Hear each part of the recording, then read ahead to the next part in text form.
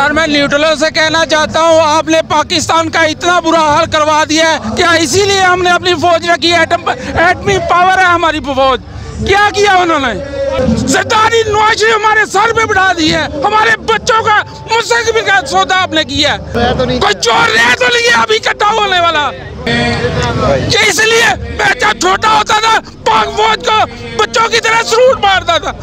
इन चोरों के साथ मिल गई है हमारी फौज। शहबाज शरीफ कहते थे हम महंगाई खत्म कर देंगे। महंगाई खत्म की है। 10,000 रुपए का 10,500 रुपए का चावलों का थोड़ा मैं लेके आया हूँ, जो 3 दिनों में 3,000 रुपए से ज्यादा बढ़ गया है।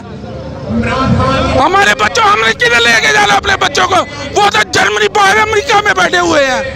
उनको क्या मालूम कि इधर क्या हो रहा है? लोग अपने बच्चों को नहरों में छलांगे लगा रहे हैं। ये पाक फौज थी हमारी, इन्होंने हमारी हिफाजत करनी है। हमारे घर में हमारे बच्चों को लवारस कर दिया इन्होंने। पाक फौज का सलूट करते थे हम छोटे होते थे, जब गाड़ी गुजरती थी पाक फौज की। जी बहुत शुक्रिया सर। जी तो आपने देखा हमारे साथ पाकिस्तान तहरीक इंसाफ के कारकुन मौजूद, तो ये अपने अपने ख्यालात का इज़हार कर रहे हैं। मज़ीद हमारे पास इज़हार मौजूद है, उनसे बात करते हैं। अस्सलाम वालेकुम। वालेकुम अस्सलाम। आज आप यहाँ किस मकसद के लिए इकट्ठे हुए हैं? हम इस मकसद के लिए इकट्ठे हुए हैं कि ये घी जो है ना 150 रुपये देने आए थे, और पेट्रोल जो है ना ये 60 रुपये देने आए थे। इन्होंने तो आते ही 80 रुपये पेट्रोल बढ़ा दिया और 250 रुपये घी बढ़ा दिया। मैं सिर्फ़ और सिर्फ मौलाना से एक मुतालबा करता हूँ कि आप कराची से इस्लामाबाद तक का लॉन्ग मार्च लाए थे, महंगाई मुकाओ मार्च, कहाँ चले गए मौलाना साहब? 3-3.5 साल हज याद नहीं रहा। इमरान के दौरे इख्तिदार में हज 4-4.5 लाख का था।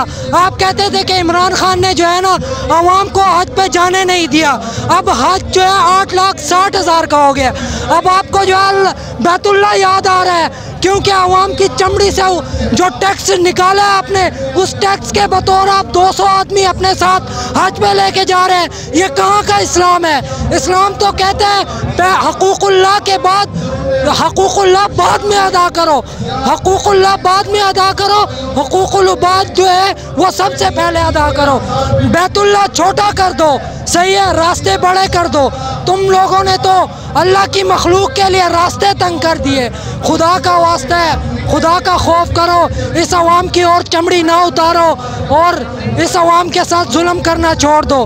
बड़ी मेहरबानी। अब मैं आपसे माजरत करता हूँ कि इस अवाम का जीना महाल ना करे।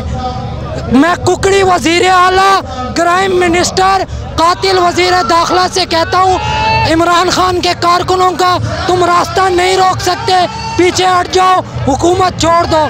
पाकिस्तान जिंदाबाद। हुकूमत। वालेकुम सर। वालेकुम अस्सलाम। सर आप आज यहाँ किस मकसद के लिए इकट्ठे हुए हैं? आप माशाल्लाह पहले तो आपको सलूट है सोशल मीडिया को कि जिस तरह आप लोग कवरेज कर रहे हैं, और इस ARY वालों को, और स्पेशली सोशल मीडिया हमारी जो पावर है इस यूथ की जो नुमाइंदगी कर रही है, मैं आपको सलूट पेश करता हूँ। आप देख सकते हैं कि अवाम के जज्बात आपके सामने हैं। ये वो अवाम है जो कोई बस में भर के नहीं लेके आया, कोई सरकारी ट्रांसपोर्ट यूज़ नहीं हुई, सारे अपनी कन्वेंस पे आए हैं और 235 लीटर पेट्रोल लेके आए हैं। और ये बता दिया है कि इमरान खान की जब भी कॉल आएगी इंशाल्लाह ये अवाम, ये यूथ ऐसे ही बाहर निकलेंगे। और ये पैगाम है अमरीकी गुलामों को कि हमने इनको मुस्तरद कर दिया है और ये पाकिस्तान की नुमाइंदा हुकूमत नहीं है, क्योंकि जो पाकिस्तान की नुमाइंदा हुकूमत हमने 2018 में मुंतखब की थी, आज एक साजिश के तहत उसको उतारा गया है। और लेकिन सियालकोट की गयूर अवाम ने यह भरपूर जवाब दिया है कि हमने इनको मुस्तरद कर दिया है।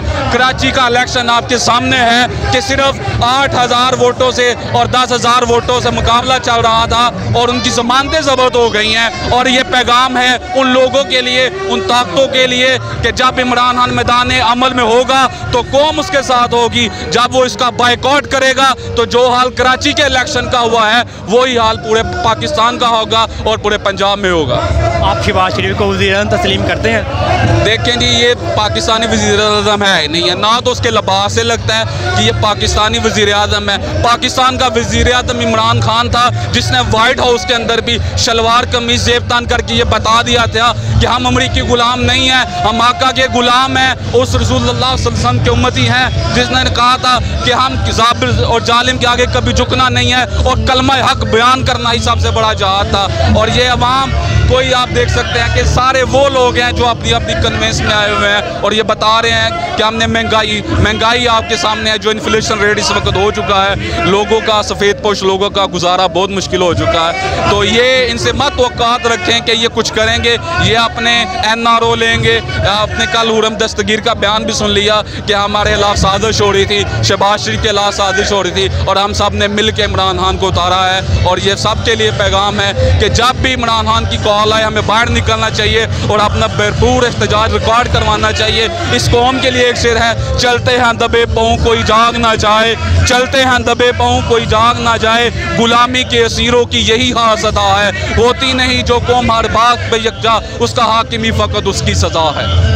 इस मुल्क को उस दुराई में धकेल दिया है जहाँ से हमारा वापस आना बहुत मुश्किल है। हम बेरोज़गारी की जंजल में फंस जाएंगे, हमारे अंदर लूट खसूट शुरू हो जाएगी। 90 डेज़ के अंदर इस मुल्क का बेड़ा गर्क हो जाएगा। अच्छा भला मुल्क चल रहा है, आपने मुल्क का बेड़ा गर्क कर दिया है। हमें इसका जवाब चाहिए। अब 250 रुपए की आवाज़ है, 212 रुपये पे नहीं मिल रहा, स्टॉक एक्सचेंज गिर गई है। आगे इसकी कुछ जस्टिफिकेशन दे। 1 रुपया अगर डॉलर चढ़ता है तो पाकिस्तान के ऊपर 200 अरब रुपए का कर्जा चढ़ता है। खुदा के लिए इस मुल्क के अंदर क्या करना है आपने? इस मुल्क की 25 करोड़ पब्लिक के साथ क्या करना है? हमें इसका एहतसाब चाहिए। हम ये बर्दाश्त नहीं करेंगे। अब हमारे सब्र का पैमाना लबरेज हो चुका है। हमारे ऊपर ये लोग बरसलत कर दिए हैं। इनके कानों के ये डक लोग थे, इनके कानों को शरेश लगा के इन्होंने कहा ये एल्साशन है और इनको मानो इनके ऊपर पानी पड़ा है, ये इनके दिमाग, इनके कान फिर नीचे डाल गए हैं। ये सब डक हैं, ये सब लेके पैसा भाग जाएंगे। जरदारी के पास इस वक्त 90 अरब डॉलर से ज़्यादा पैसा है। इन लोगों को शर्म नहीं आती जब आप लोग कहते हैं कि जनाब करप्शन कोई मायने नहीं है। क्या नबी पाक सल्लल्लाहु अलैहि वसल्लम ने क्या कहा था कि अगर फातिमा की मेरी बेटी भी चोरी करेगी तो उसके हाथ काट देंगे? आपके अंदर ये चीज़ें नहीं है। और कायदे आज़म की तो लाज रख लो। कायदे आज़म ने इस मुल्क के लिए क्या कुछ नहीं किया। अगर कायदे आज़म चाहता वो रियासत बहावलपुर कहता मेरे नाम करो और मैं पाकिस्तान नहीं बनाता। लेकिन लोगों ने सब लोगों के साथ, पाकिस्तान के साथ, कायदे आज़म के साथ खड़ा होके वो सीना सुबर होकर इसने कायदे आज़म पाकिस्तान बना के दिया है। और आपने इस मुल्क के साथ क्या किया है? खिलवाड़ कर दिया है इस मुल्क के साथ। आप 1900 आप देख लें कि बांग्लादेश जिसे आप कहते थे ये हमारा नखिंद पुत्र है, ये सिर्फ मछली खाते हैं, पटसन पैदा करते हैं, ये सवाए बच्चे पैदा करने का कोई काम नहीं करते। आज वो देख लें उनका टका 98 टके का डॉलर है और उनके पास 50 अरब डॉलर पड़ा हुआ है। हमने क्या किया है?